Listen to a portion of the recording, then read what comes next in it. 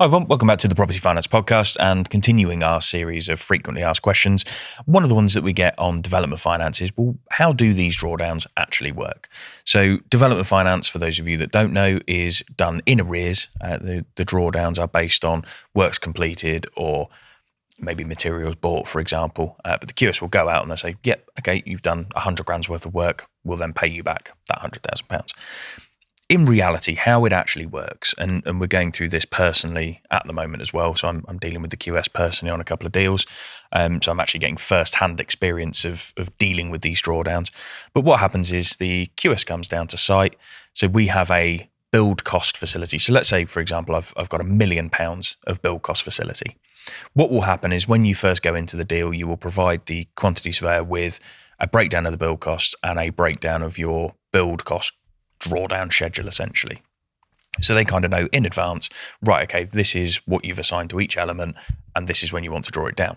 The lender may even do that themselves to a degree, but what you'll end up with is a spreadsheet whereby you can sort of walk around with the QS and you can go, right, okay, I've done the foundations. Oh, okay, right, there was 20 grand for the foundations, right, tick, they've been done. You can see that they're there, they're fairly obviously there.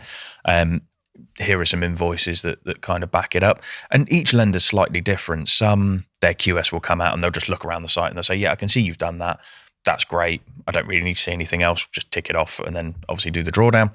Some will want to see invoices. Some will want to see statements, for example. So depending on how you want to kind of structure things, I find that if the QS is just coming out and ticking things off as they go through, you can kind of get away with a little bit more. So for example, if things are on order or if you're in the process of installing something and the QS can see that you're in the process of installing something, they might let you get away with it. For example, there might be 15 grand in there for a kitchen, for example. Well, if they can see that the kitchen's in the house but maybe not fitted, they might let you get away with the drawdown, for example.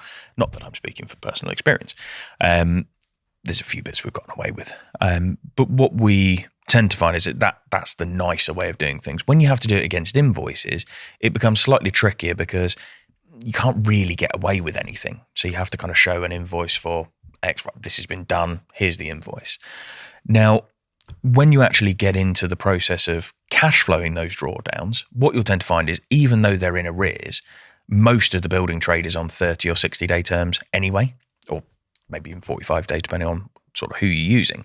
So what you tend to find is you'll start on site, you've then got 30 days. So whoever's doing the foundations, etc., you've then got 30 days after they've invoiced you to pay.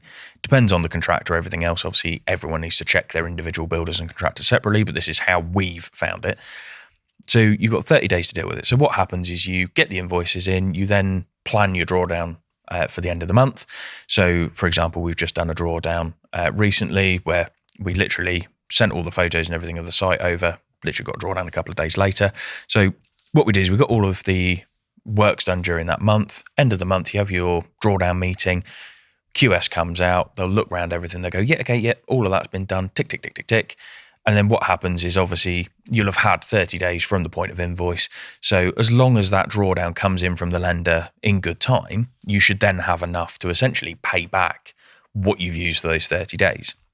So although it's drawing down in arrears, so you should never, as the developer, actually have to put your hand in your pocket necessarily to pay any of the invoices for any of the works that are being done on site, because you should have that 30-day, 45-day, 60-day credit terms, which you can then cash flow obviously your way through. The thing to keep in mind is obviously if it's your first development, you may find that some of the builders, some of the contractors maybe want you to put your hand in your pocket a little bit to begin with, just to build up that trust. But most of them are used to working on 30 days. So the electrician, the plumber, any of the carpenters, whatever, they're all going to be on 30 days. So you should be able to cash flow your way through it. So in terms of how the drawdowns work, that's just a quick whistle-stop tour of how development finance drawdowns work. Obviously, each lender is completely different. Each QS is completely different. But that just gives you a little bit of information as to how they work so that when you're going into development finance, whether it be for the first time or the 50th time, you've got some idea of what's to come. Because I think it's one of the things that a lot of people don't understand, and it can cause some serious cash flow issues if you don't understand it. So hopefully that helped. I'll catch you on the next one.